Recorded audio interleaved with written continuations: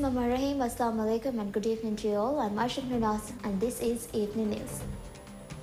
Look into the top stories this evening. The prime suspect in the murder case of Ali Shiham of Bijli Ufaq of Tulustu has today confessed to the murder in court. Home Ministry says that it has not stopped efforts to bring a sniffer dog squad to the country for catching drug traffickers and that the dogs will be brought as soon as it receives the budget required for the task. A member of the Parliament's Economic Affairs Committee and Madhuvari MP Mohammad Ahmed says that the government-sponsored Special Economic Zones Bill is an important bill which will revolutionize the Maldivian economy.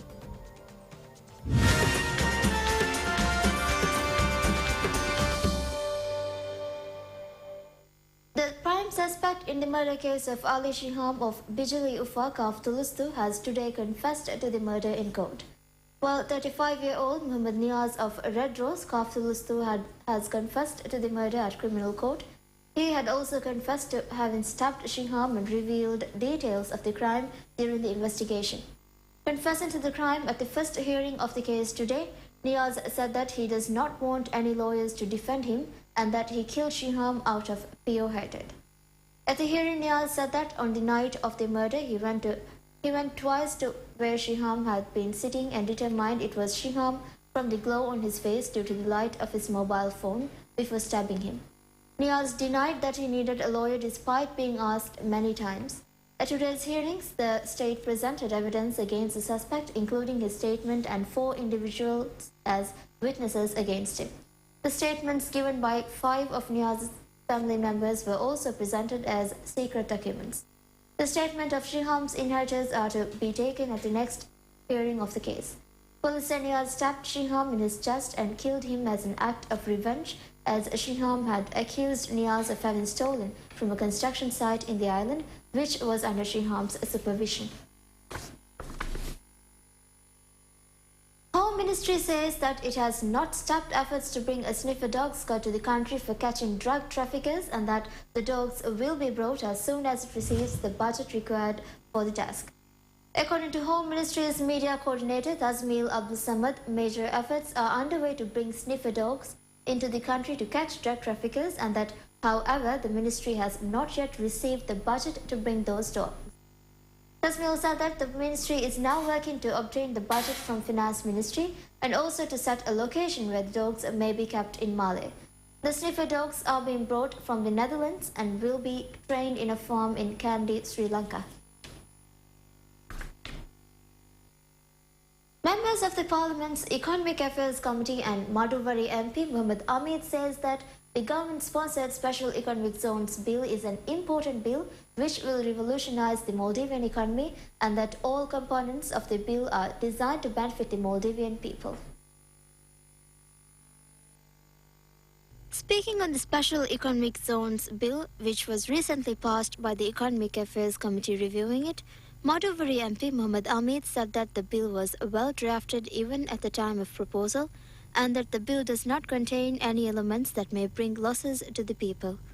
Ahmed said that during the review process, all suggestions, concerns and changes proposed by opposition MPs were considered and included in the bill. Speaking on the bill, Chair of the Review Committee, Abdullah Halil, said that during the review process, all concerns and views of the opposition were considered and used to further revise the bill, and that no party can claim its views were discounted in reviewing the bill.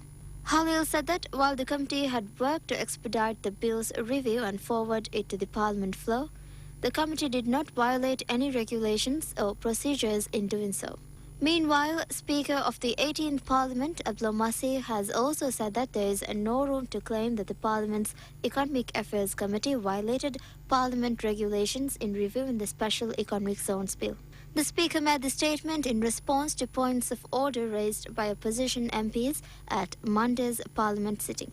MPs of the opposition tried to obstruct the sitting by making repeated claims that the committee had concluded the bill's review against the set regulations and procedures. They claimed that the Speaker has also acted in his own interests, using the power of the majority without considering the views and participation of the opposition. Speaker Masih, however, said that he had personally looked into and monitored how the bill's review was conducted by the committee. He added that he would always uphold the Constitution, Parliament regulations, and his oath as the Parliament Speaker in discharging his duties.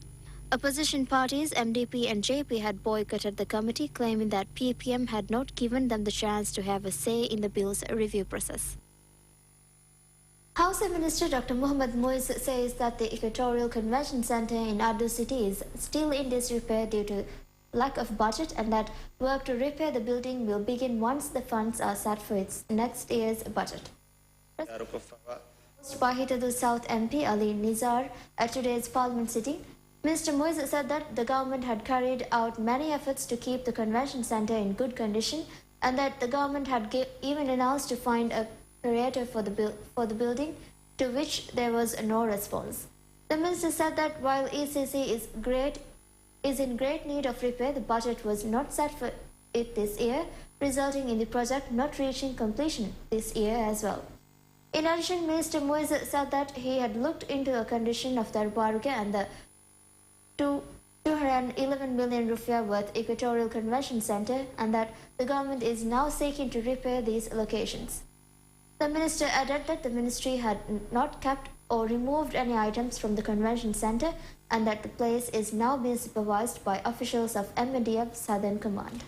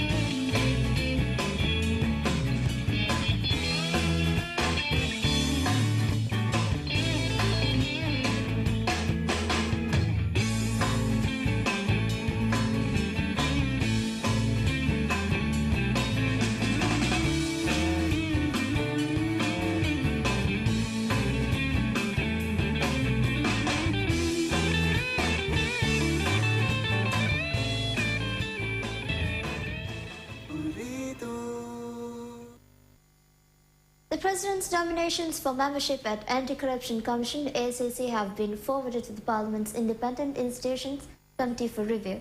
The 5 nominations are Hassan Lutfi, Muawiz Rashid, Amrit Minna, Yazmeed Muhammad and Safat Muhammad. All 5 individuals are current employees at ACC. The President has also sent information on the nominees to the Parliament along with a letter. A total of 47 candidates had applied for membership at the Anti-Corruption Commission (ACC), 12 who were women. The Commission is seeking new members as the term of its current members end on 9th September. Opportunity has been opened for self-employed individuals to register in the Maldives Retirement Pension Scheme. Speaking to the press after the function held by Maldives Pension Office at Nasser Palace Hotel today, CEO Muhammad Hussain Manik said that self-employed individuals can now register in the retirement pension scheme, and that the government has decided to provide subsidies to encourage the self-employed to take part in the scheme. Manik said that subsidies of 2,000 rupiah will be provided on request once applicants register and start making their payments. Each year, the subsidies will be given to the first 5,000 individuals who apply for it.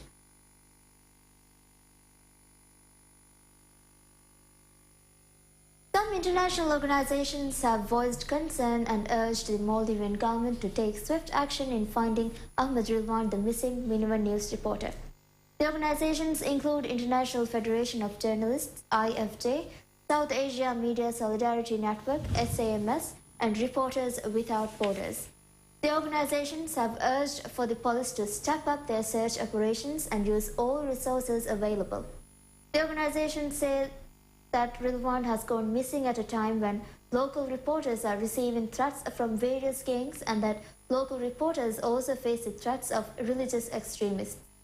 Rilwan was last seen going to Hulumale on the night of 7th August after spending time at his family's place in Male. He was wearing a turquoise shirt and black trousers at the time of disappearance. According to police, CCTV footages from various parts of Mali and Rilwan's phone records are being checked as part of the investigation into the reporter's disappearance. The steering committee of the Help Gaza Telthon has estimated that a total of 27 million rupiah will be raised for the Palestinians' cause through the event. According to media coordinator of the steering committee and chief editor of Sun Online, Ahmed Zahir, sum of over 19 million rupiah has been deposited to the fund in addition to the 6 million rupiah from the Help Gaza Maldives Fund. Zahir said that an additional 1.5 million rupiah still needs to be deposited to the fund.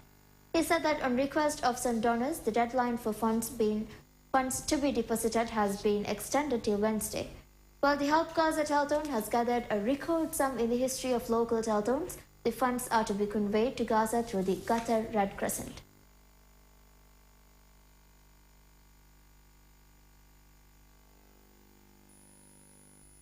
It's all what we have for today. Wish you a pleasant night ahead. Thank you.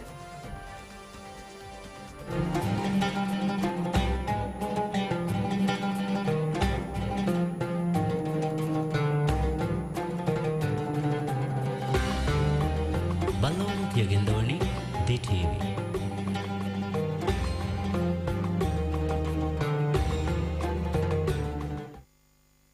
بسم الله الرحمن الرحيم تشاء أنت ولينا فاغفر لنا وارحمنا وأنت خير الغافرين